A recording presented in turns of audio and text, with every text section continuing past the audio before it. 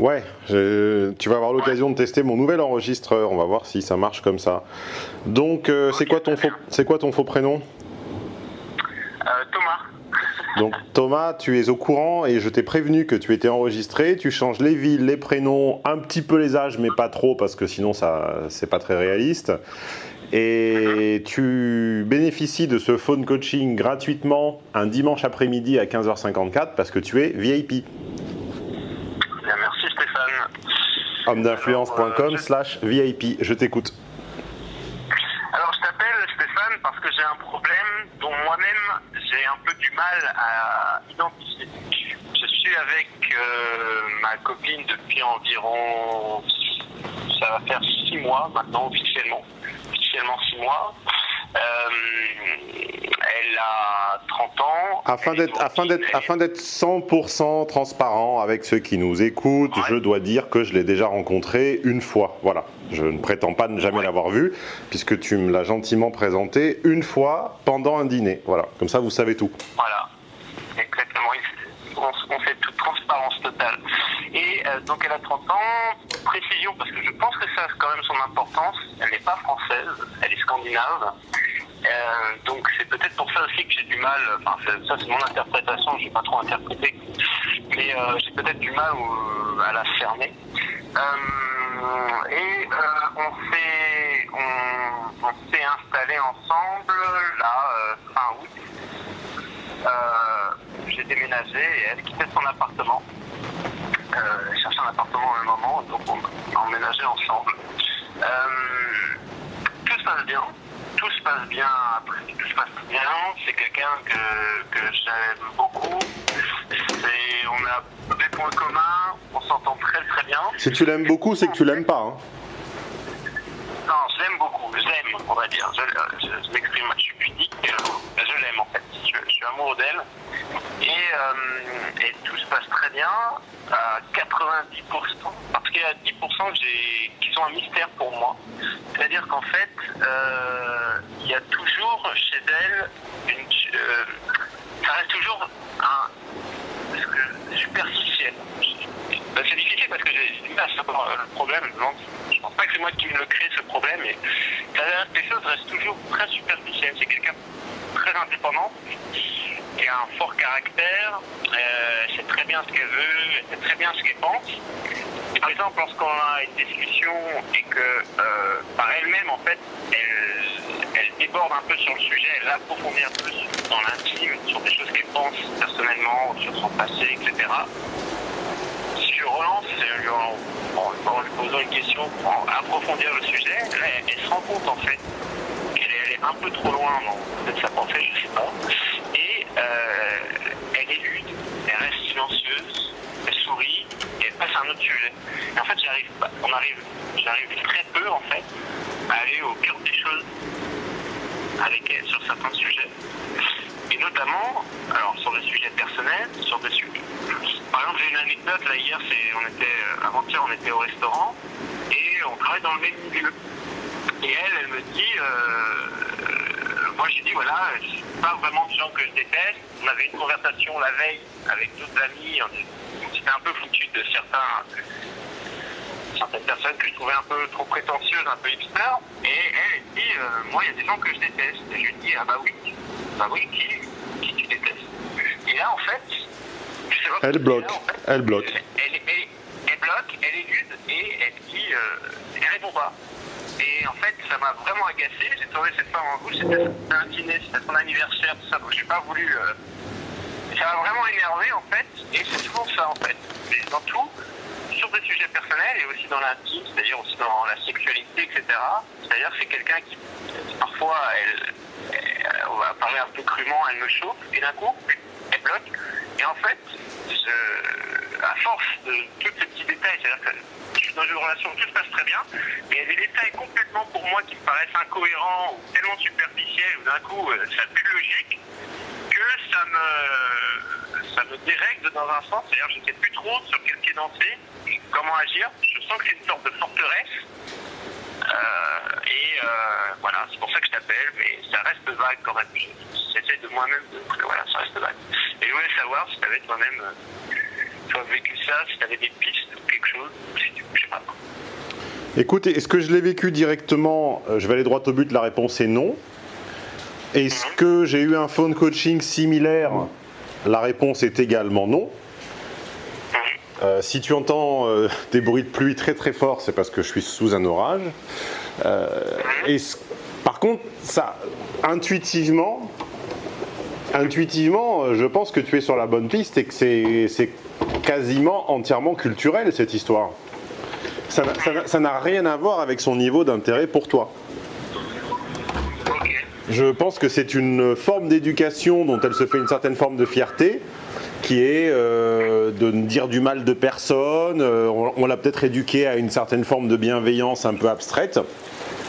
Et moi qui suis, on va dire, assez diamétralement opposé et complètement rangé du côté de la franchise, de façon un peu droitière, voire un peu exagérée, et qui dit exactement ce que je pense des gens en positif et surtout en négatif, ça m'énerverait également, mais en même temps je comprends que c'est très très probablement culturel et que lorsque tu lui as demandé de te faire la liste de ses ennemis, je pense que dans son système, dans son éthique, tu lui as demandé quelque chose qui simplement enfreignait toute sa bonne éducation, quoi.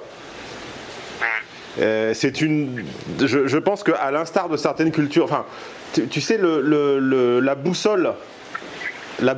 boussole du politiquement incorrect et la boussole de où s'arrête l'érotisme et où commence le porno, elle est très propre à chaque culture.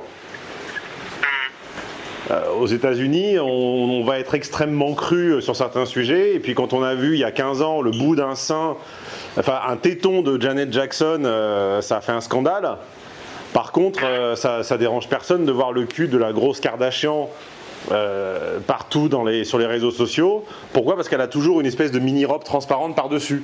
Donc, tu vois, c'est l'hypocrisie qu'on peut tout faire si en fait c'est légèrement voilé par une fausse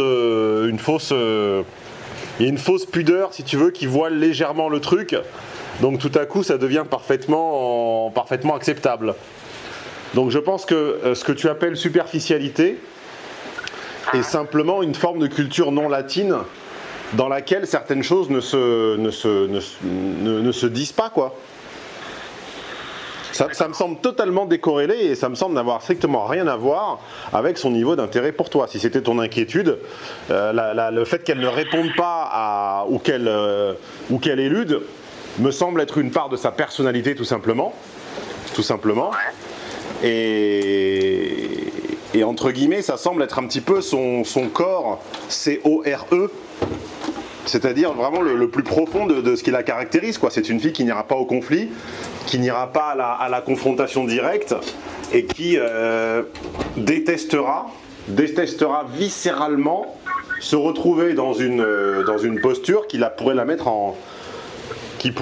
en confrontation directe. Donc voilà ce que tu lui demandes, c'est-à-dire de lister un certain nombre de personnes avec qui elle a pas d'empathie ou au contraire des antipathies. Je pense que ça l'amuse pas du tout. Ça ne l'amuse absolument pas. 2, elle n'en voit pas l'intérêt, elle n'en comprend absolument pas l'intérêt. Et 3, elle doit le considérer comme une espèce de forme de méchanceté. Et je pense je parierais qu'elle ne voit absolument pas le problème à se comporter comme ça. Elle ne devine absolument pas l'intensité avec laquelle ça te frustre. Ah oui, c'est ça en fait. C'est-à-dire que pour moi, en fait, je comprends en fait, si tu veux, parce que je comprends qu'on n'a pas la même culture. Je comprends en fait aussi que c'est quelqu'un qui est très indépendante, etc. Mais le truc qui moi m'échappait, c'est-à-dire que parfois, si tu veux, sur certaines questions, que ce soit là par exemple c'était de faire la liste, mais c'était juste en fait, si tu veux, de continuer la discussion. C'est-à-dire que c'est souvent des sujets en fait où la plupart du temps c'est pas moi qui lui demande, c'est-à-dire on discute de quelque chose, il y a une conversation, et puis elle va dire quelque chose, et puis moi je vais rebondir, je vais lui dire moi voilà ce que j'en pense, continue. Et en fait, si tu veux, ça toutes les discussions restent à un certain plan, c'est-à-dire qu'elles ne vont jamais au-delà de quelque chose où on pourrait dire, bah voilà, je pourrais caricaturer en disant, tiens, je vois la vraie pensée, ce qu'elle pense vraiment, son vrai visage, etc. Et c'est ça en fait qui moi-même m'interrogeait, et c'est pour ça aussi que je t'appelais, c'était par rapport Oui, mais ça c'est la définition de la féminité, hein, mon garçon. Oui, justement. Moi, je te demandais du coup, pour plus que ça me frustre, qu'est-ce que tu me conseillerais? Ah ben, soit tu passes aux hommes, soit tu acceptes les femmes telles qu'elles sont. Mais tu ne demanderas pas, tu ne peux pas exiger d'une femme qu'elle défende coûte que coûte, et coup pour coup d'ailleurs, coup pour coup et coûte que coûte, une conviction réelle basée sur la suite d'un ensemble de prémices et d'arguments de démonstration et d'une conclusion à laquelle elle sera arrivée après des années et des années de patience et de réflexion, et qu'elle s'y accroche jusqu'au bout de sa vie et qu'elle la défende publiquement dans des petits débats verbaux. Je veux dire, à une microscopique exception près, la définition de F pur, c'est que fondamentalement, une croyance profonde vient d'un amour profond pour quelqu'un ou quelque chose.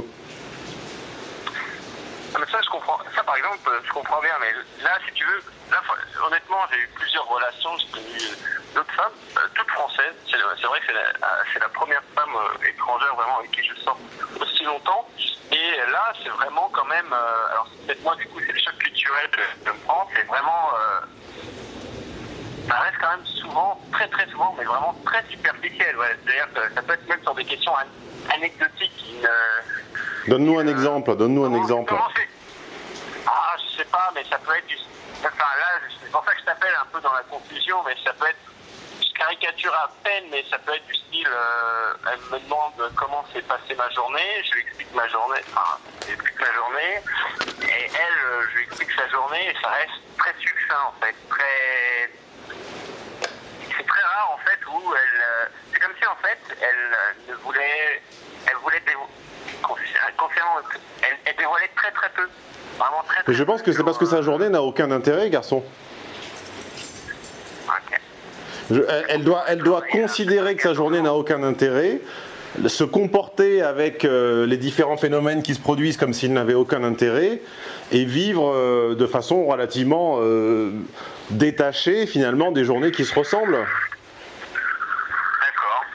Il y a un écrivain que je lisais beaucoup, maintenant il a fallu à une certaine époque passer à autre chose, mais il y a 10 ans j'étais un petit peu obsédé par cet écrivain italien qui s'appelle Moravia, et une de ses nouvelles préférées s'appelle N'approfondis pas. Et c'est l'histoire d'un type qui se retrouvait toujours à approfondir avec des femmes et à penser que si elles ne lui révélaient pas une opinion profonde, une conviction profonde ou les raisons de leur action, c'était qu'elle se refusait à lui. Mais en fait, il n'y en a pas. D'abord, et pour nuancer que ça ne soit pas sexiste, c'est d'abord d'un premier côté, c'est déjà très rare de trouver un homme qui, arrive à faire coïncider intérêt, passion et rémunération. Déjà, dans la plupart du temps, le travail est dans le meilleur des cas, un passe-temps lucratif, et dans le pire des cas, une corvée nécessaire. Deuxièmement, la plupart des défis auxquels se confrontent les gens sont des défis sans intérêt, au niveau organisationnel, au niveau arriver à survivre jusqu'à la semaine prochaine, je sais pas, payer son loyer et appeler sa maman et se déplacer d'un point A à un point B parce qu'on n'a aucun sens de l'orientation. Et finalement, ça remplit leur journée, tu vois, avec une telle routine, une telle absence, une telle répétition et un tel facteur comme ça, répétitif et ennuyeux, que finalement ils sont bien à mal de te raconter quelque chose quand tu leur demandes ce qui se passe dans leur vie. Et ça, c'est déjà vrai extrêmement pour les hommes et pour les femmes. Et quand tu rajoutes une couche de compréhension supplémentaire, qui est que pour les femmes, comprendre, c'est renier sa féminité, D'où la fierté qu'elle met systématiquement, quand on parle de quelque chose d'un peu logique et un peu technique, à systématiquement lever les mains en l'air avec le même geste pour toutes et à dire « je ne sais pas, ça ne m'intéresse pas, j'y connais rien ». Dès que tu leur demandes de brancher deux trucs ensemble, c'est « je ne veux pas savoir comment ça marche, tous mes amis savent que je n'y connais rien, faut pas me demander ». Donc quand tu rajoutes déjà à la couche de base, d'accord, qui est l'inintérêt généralisé pour ce que les gens font à peu près tout au long de leur journée, et quand tu rajoutes la couche superficielle féminine qui est « je refuse de comprendre parce que ça ne m'intéresse pas », et qu'en plus tu rajoutes un biais culturel qui est une culture nordique que je connais finalement très peu, hein. Ces pays, je les ai fréquentés à titre de touriste 2 fois dans ma vie, et j'ai eu une relation avec une Suédoise il y a des années qui s'est d'ailleurs très très mal passée, était tordue complètement, et donc on va dire que je fais des hypothèses à peu près plausibles, mais ça ne reste que des hypothèses. Je pense que l'hypothèse d'une espèce de forme d'absence de prise de risque au niveau de ses opinions sociales et politiques, tu mélanges tout ça, et ça fait une personne qui te semble extrêmement superficielle, mais dont en fait tu ne tireras jamais plus, parce qu'elle ne voit absolument pas l'intérêt de cultiver cet aspect de sa personnalité. Ça ne lui sert à rien. Ça ne lui a servi à rien. On ne développe que ce dont on a besoin. Or, ça ne lui a servi à rien pour te rencontrer. Ça ne lui a servi à rien pour trouver son job qu'en plus je connais. Et ça ne lui sert à rien tout au long de la journée, en fait, ce que tu lui demandes. Tu lui demandes de débattre. Et tu lui demandes de sortir de... Ah, alors, qu'est-ce que tu lui demandes ? Je lui demande pas...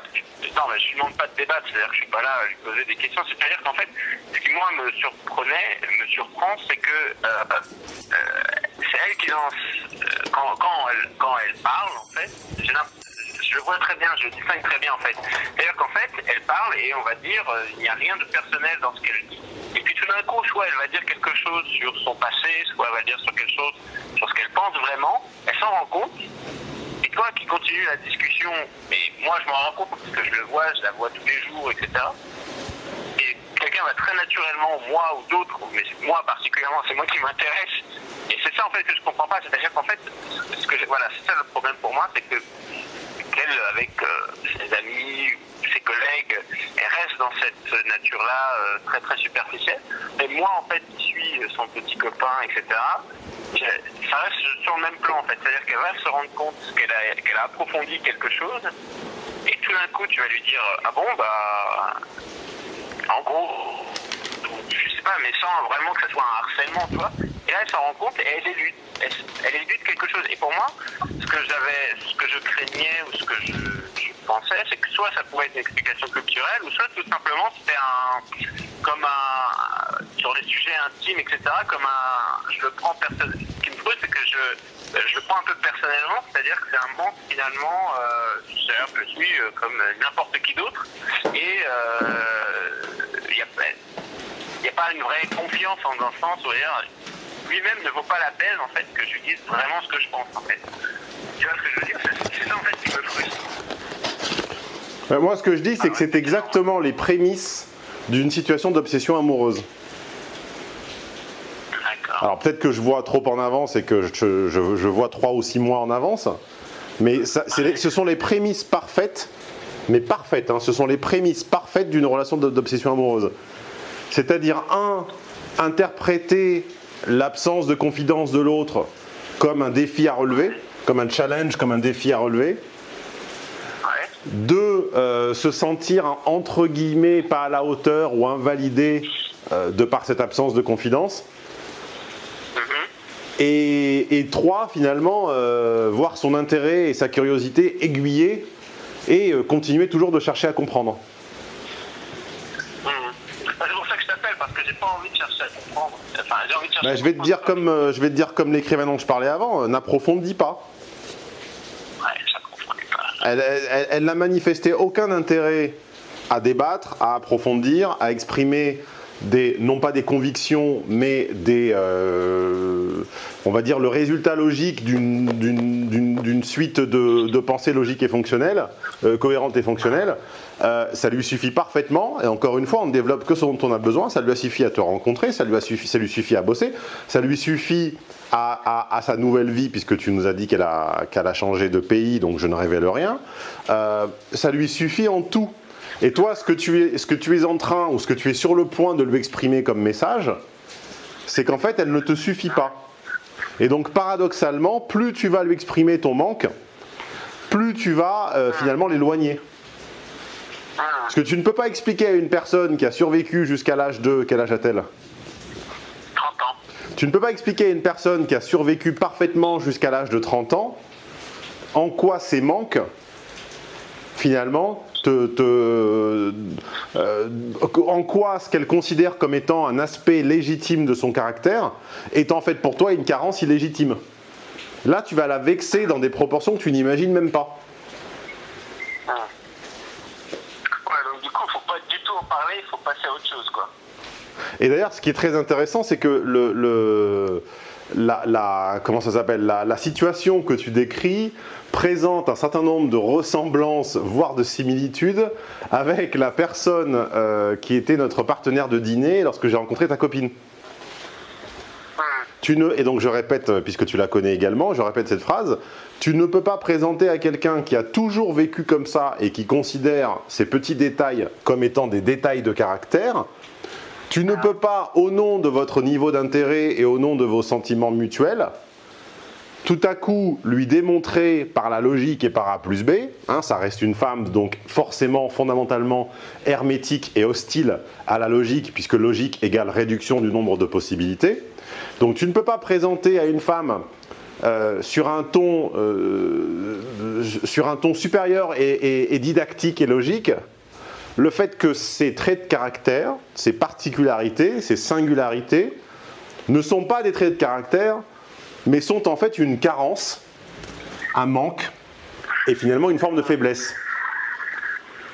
Elle ne l'acceptera pas, elle t'en tiendra énormément rigueur et votre relation en pâtira dans des proportions que tu n'imagines même pas.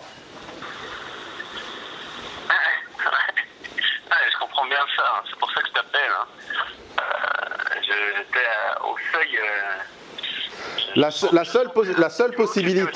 seule possibilité que quelqu'un change est que son ou ses défauts lui soient renvoyés à la figure par des tiers comme étant des limitations à la poursuite d'un de ses objectifs. Le seul moyen que quelqu'un change est que ses défauts, ou ce que tu considères comme étant ses défauts, lui barrent l'accès à un job, à un mode de vie, à une amitié forte ou à une relation amoureuse extrêmement forte. Si ces qualités, défauts ou traits de caractère ne lui ont jamais barré la route d'une de ces choses-là, comment veux-tu que toi, petit Thomas, tombé de nulle part, rencontré de façon arbitraire au travail et qui couche avec depuis 6 mois, sous prétexte qu'elle t'aime bien et que tu l'aimes bien, tu puisses lui hiérarchiser ses qualités et ses défauts, lui présenter ce qu'elle appelle les traits de caractère comme étant une forme de simplification, de simplisme. En gros, lui expliquer qu'elle est un peu simplette et superficielle et que c'est un peu une cruche, et que tu as besoin de plus. Non, j'ai pas envie de dire qu'elle est simplette, c'est-à-dire que... Non mais je force le trait, mais j'ai bien compris, je force le trait. Mais ce que tu me dis, en fait, je le comprends, et du coup finalement, maintenant, qu'est-ce que je fais ? C'est-à-dire que il faut que je passe à autre chose, quoi, complètement. Enfin, ça se fait comme ça, et voilà, quoi. Il faut pas que je garde ça, que je le prenne personnellement, quoi. Le problème, c'est que tu as fait l'erreur que tout le monde fait, que 80% des mecs font, c'est qu'ils se mettent à cohabiter très tôt avec quelqu'un sans la connaître. Si tu avais attendu ce que moi je préconise, c'est-à-dire au minimum 1 an avant de cohabiter, tu aurais eu la même information que tu as maintenant sur cette personne, sauf que vous n'habiteriez pas encore ensemble. Là, tu te retrouves à découvrir que vous cohabitez avec une fille qui fondamentalement, passer l'effet de surprise, l'émerveillement et le premier sentiment amoureux, va te frustrer à vie sur l'échange oral. Tu seras frustré à vie sur l'échange verbal. Toutes tes conversations vous frustreront tout le temps, car je te certifie, je te garantis et je te parie la moitié de ce que je possède plus 1, qu'elle ne changera pas là-dessus. Tu ne pourras jamais la faire changer là-dessus, c'est impossible. En fait, moi je pensais que c'était le cas. Si tu veux, c'est pas à la limite, je voyais bien son caractère, si tu veux. On s'est déjà rencontrés à multiples reprises. Et si tu veux, pour moi, je suis pas dans une... Bon là, je commets toujours des erreurs, mais j'étais pas dans une naïveté totale. Et il y a des choses que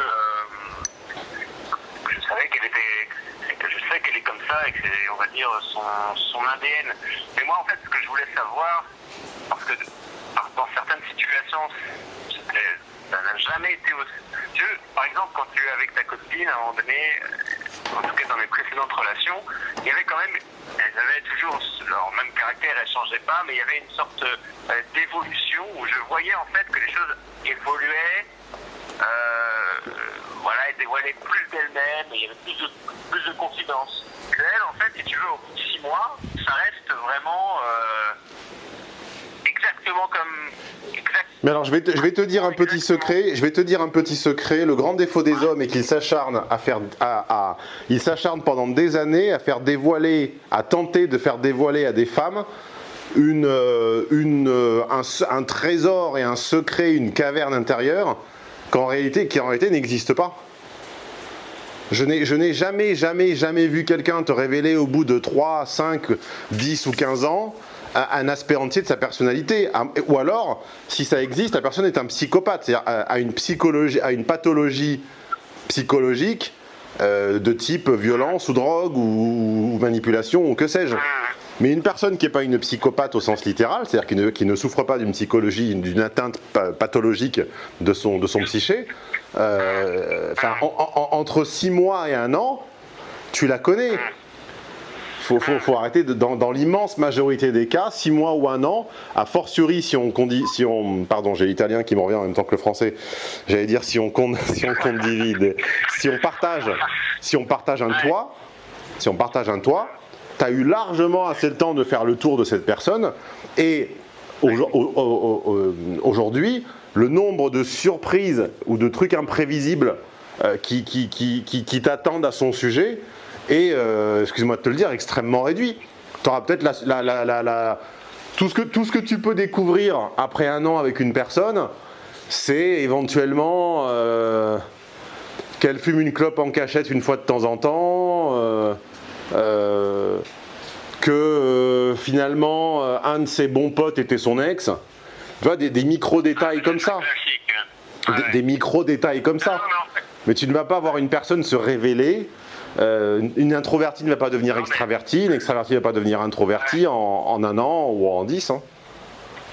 Non, mais c'était pas au sens des révélations, c'était au sens, tu sais, que tu racontes des... Mais bon, tu vois ce que tu veux dire. Non, mais en fait, je pense que là, ce que je me rends compte, c'est qu'en fait, le choc culturel, en fait, si tu veux, parce qu'en fait, pour être franc, c'est-à-dire que le début de notre relation, ça marchait très très bien, et même, en fait, ça marchait mieux même, alors que ça aurait dû être l'inverse, par exemple, sur le plan sexuel. Et en fait, parce que j'agissais grâce à des coachings, etc., avec mes certitudes, j'avançais, je traçais ma route. Et en fait, je me rends compte, là, en parlant, en essayant d'éclaircir grâce à toi et ma pensée, qu'en fait, le choc culturel, si tu veux, m'a déstabilisé. Et en fait, par certains traits de caractère, on va dire complètement à l'opposé de la Méditerranée, à un moment donné, à force, par cette récurrence, parce qu'on se côtoie, parce qu'on se voit maintenant tous les jours, mais voilà, m'ont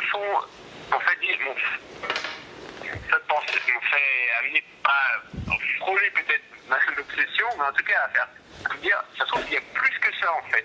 Je vais te dire un petit secret. À chaque fois que tu te dis, il y a quelque chose derrière ce rideau et je m'assigne comme mission de le découvrir, c'est un jeu auquel tu joues tout seul et auquel tu vas finir par te persuader. Je te dis qu'il n'y a rien derrière ce rideau. La personne ne te cache rien. Il y a rien derrière. Elle ne te cache rien. Réécoute mon séminaire logique des femmes si tu ne l'as pas. Tu l'as ou pas? Il faudrait que j'en écoute un ou deux séminaires. Eh ben, tu réécoutes Logique des femmes et la dernière phrase de Logique des femmes, c'est la dernière phrase de l'album le plus vendu de tous les temps, qui est Dark Side of the Moon de Pink Floyd. There is no dark side of the moon. As a matter of fact, it's all dark.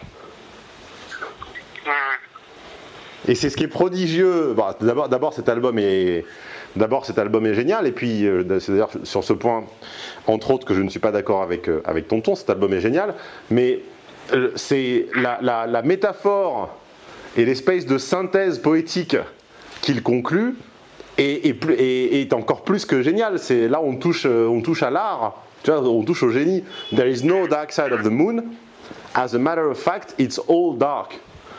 La plupart des poursuites et de l'investissement auquel nous nous livrons, nous les hommes, hommes au sens humanité et hommes au sens masculin, va consister finalement à consommer et à consoler et à augmenter nos talents.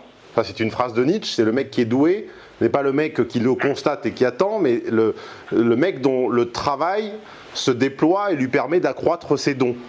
Donc, la plupart des gens bons et à haut potentiel sont des gens qui, à un moment ou à un autre, pour des raisons totalement arbitraires, vont se fixer comme objectif personnel, comme mission personnelle, comme rôle dans l'existence, soit de faire grandir les autres, soit d'y découvrir des trésors cachés. Tu vois, le con de base, rabougri, aigri, pointilleux et égoïste, tu vois, n'a jamais pour but de faire grandir les autres et n'a jamais pour but de découvrir des trésors cachés, puisque par défaut, sa pensée, c'est que les autres lui en veulent et ne font que lui prendre ce qui pourrait éventuellement lui revenir. Donc déjà, ça veut dire que quand tu te lances à la mission de découvrir des trésors cachés chez quelqu'un, tu as déjà une bonne graine, tu vois. T'es déjà un terreau assez fertile, tu es déjà une personne, tu fais déjà partie un petit peu éthiquement ou moralement d'une certaine forme d'élite, puisque tu vois potentiellement chez cette personne des supériorités, des facultés, des qualités dont tu penses qu'elle ne te les a pas encore dévoilées. Si tu étais un petit con de base, ce que je sais que tu n'es pas, tu n'y penserais même pas si tu veux. Ça ne te viendrait même pas à l'idée. Donc déjà, c'est assez beau que tu vois chez cette personne des qualités, etc. Par contre, attention, une fois qu'on a fait ce petit constat-là qui te beurre l'arrêt dans le bon sens, il faut également faire la fin du constat. Enfin, il faut également aller jusqu'au bout. Et la fin du constat, aller jusqu'au bout, consiste à rappeler que tu les vois parce que tu veux les voir et parce qu'à ce stade de ta vie, tu as décidé que tu avais besoin d'être avec ce type de personne et que tu avais besoin de t'assigner cette mission. Cette personne ne t'a rien demandé. Et le problème de s'assigner des missions avec des gens qui ne t'ont rien demandé, c'est qu'ils vont subir et ils vont accepter, ils vont le tolérer tant que leur niveau d'intérêt le permet, c'est-à-dire plusieurs mois, voire plusieurs années. Mais au bout d'un moment, avec un tout petit peu de lassitude, un tout petit peu d'habitude, un tout petit peu d'agacement et quelques petites anicroches, le niveau d'intérêt va baisser. Et tout à coup, ta posture consistant sans cesse à les sublimer, à les faire se déplacer, à les faire se dépasser pour se mettre à ton niveau, va devenir insupportable. C'est vrai. Et moi, j'ai perdu un pote comme ça. J'ai perdu un pote qui avait toutes les qualités du monde, mais qui avait un énorme défaut, c'est que c'était fondamentalement un timide. En plus, je crois que tu l'as vaguement connu. Et si tu veux, ma connaissance du logiciel du timide et mon amitié pour lui le poussaient sans cesse à le connecter et à lui montrer des aspects de sa personnalité que la timidité freinait ou l'empêchait de découvrir. Ce qui a fonctionné pendant 2, 3 ou pendant environ 3 ans.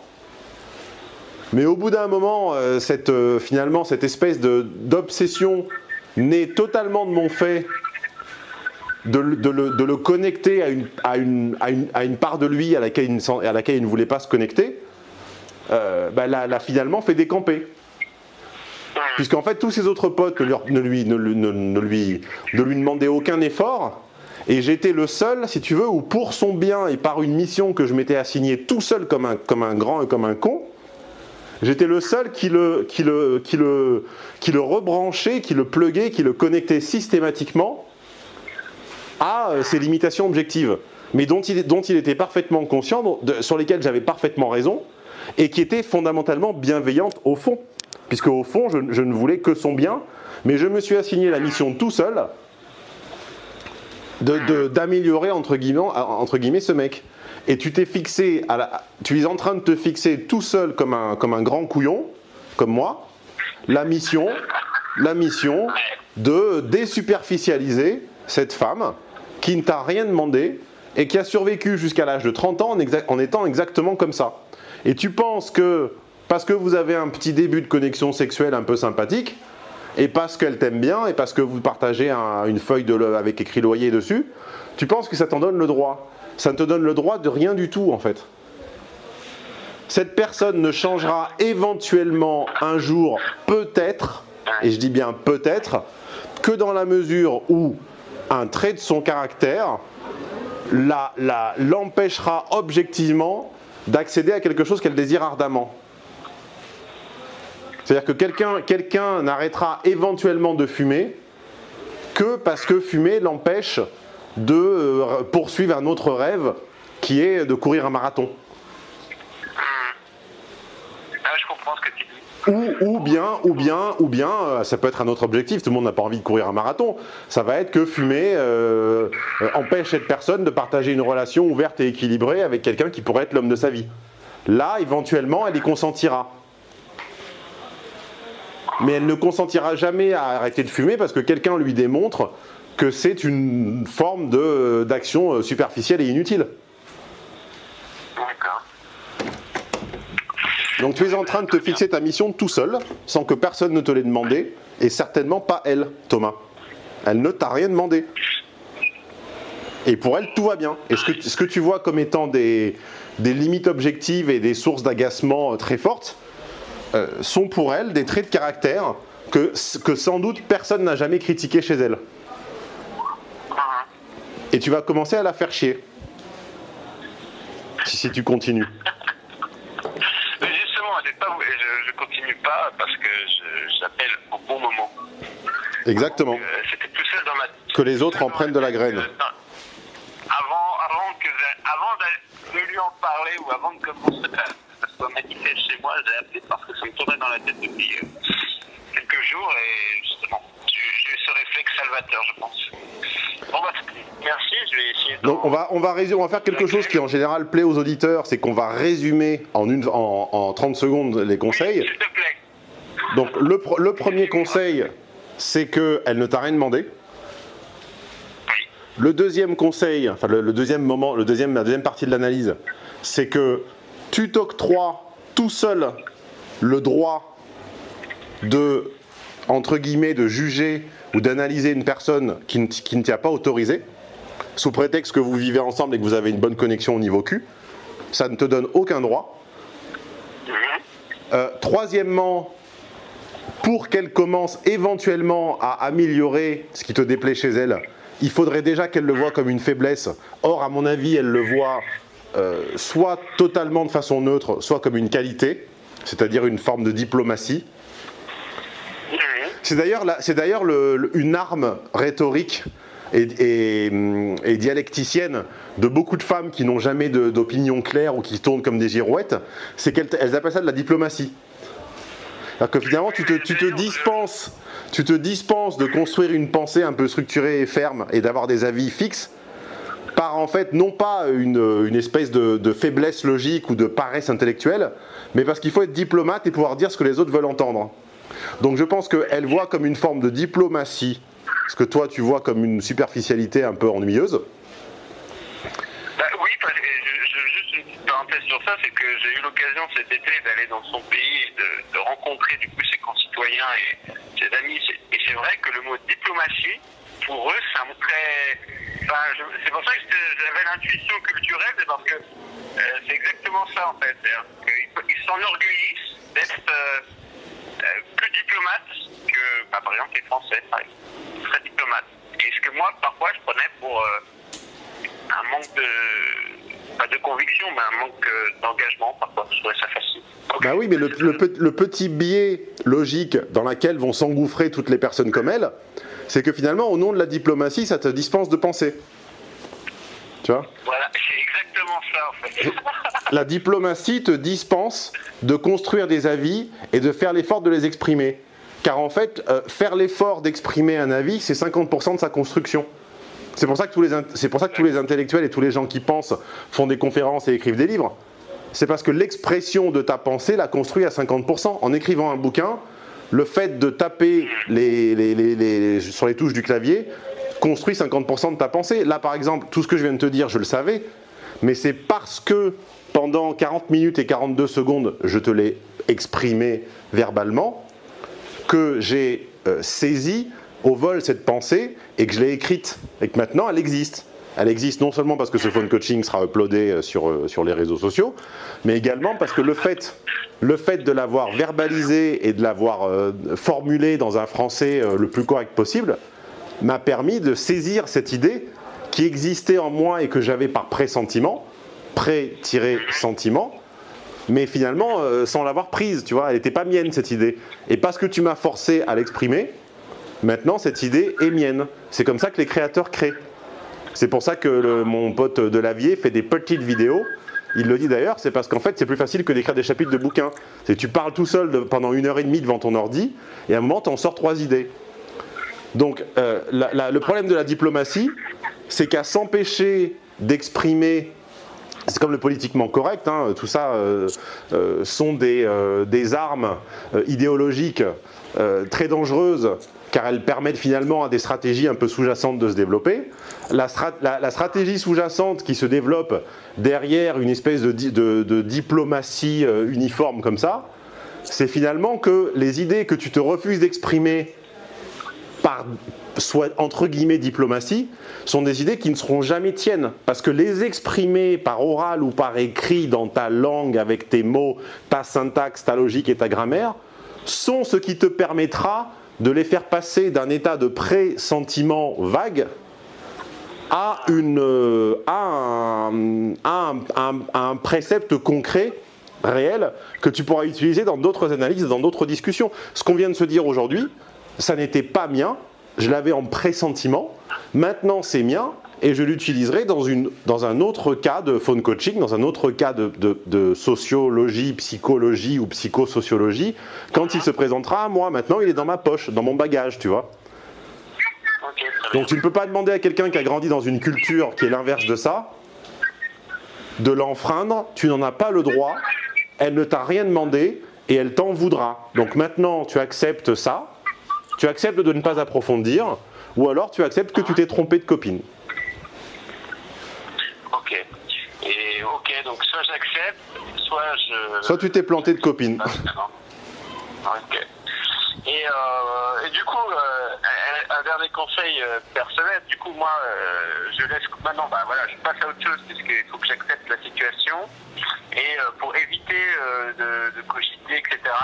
Mais ce que tu me dis, moi c'est exactement ce que j'ai vu au dîner, hein, Julien. Ah oui ? Moi je l'avais déjà vu, ce que tu me dis. Hein. Enfin, je te rappelle que c'était un dîner à 4 et qu'on a fait la conversation à 2 pendant 90% du temps. Hein. Oui, exactement. Et je donne même les sujets pour les curieux. On a parlé la première partie de médecine et la seconde de je sais plus quoi, mais elle pouvait très largement, nos deux... Enfin, toi c'était ta copine, moi c'était pas ma copine, c'était une amie, mais elles avaient très largement l'occasion d'intervenir. Elles ont fait potiche. Elles ont fait potiche. C'est la diplomate potiche, tu vois. Ah ouais. Bon, très bien. Tu te rappelles? En fait, pour moi, si tu veux, pour résumer, pour conclure, c'était j'ai du mal, maintenant je le sais mieux. Mon angoisse, c'était ma crainte, c'était de savoir si c'était, parce que je savais qu'elle était comme ça, on va dire, diplomate, c'était de savoir si cette diplomatie c'était son caractère comme ça, ou si je devais le prendre un peu personnellement. Mais en fait, non, elle est comme ça, quoi. Je sais pas comment le dire. Oui, ne le prends pas personnellement, tu n'as rien fait de mal. Okay. Sinon, ta seule erreur, c'est qu'à mon avis, vous avez emménagé un peu vite. Mais enfin, ça, c'est toi qui vois. Sinon, tu n'as rien fait de mal. Ouais. Très bien. Écoute, merci Stéphane, et puis je vais repartir de bon pied grâce à ce coup de pied. Bon, ça va, arrête de me lécher l'arrêt. Je rappelle à nos auditeurs que si ce phone coaching leur a servi, ou s'ils en ont tiré ne serait-ce qu'une information utile, il faut toujours rétribuer les gens qui mettent à disposition du contenu gratuitement. Et que nous rétribuer, c'est également gratuit. Il suffit de lever le petit pouce. Alors il est bleu si on est sur Facebook, il est rouge ou gris il est gris si on est sur YouTube, et il est rouge si on est sur Google+. Voilà. Et pour bénéficier de la même qualité de conseil, la recette est très simple. Étape 1, vous appelez au bon moment, comme vient de le faire Thomas. Vous n'appelez pas quand les carottes sont cuites. Et le deuxième conseil, c'est homme-d'influence.com/VIP. Voilà. N'oubliez pas de parcourir nos autres phone coaching disponibles en vidéo et de vous abonner à ma chaîne. À la prochaine.